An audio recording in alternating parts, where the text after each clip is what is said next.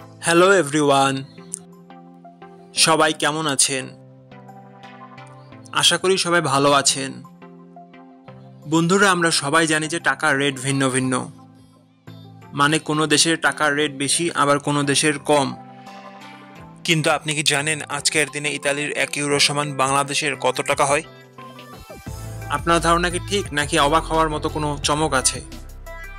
এই ভিডিওটি বিশেষভাবে আপনার জন্য তৈরি, তাই শেষ পর্যন্ত দেখুন।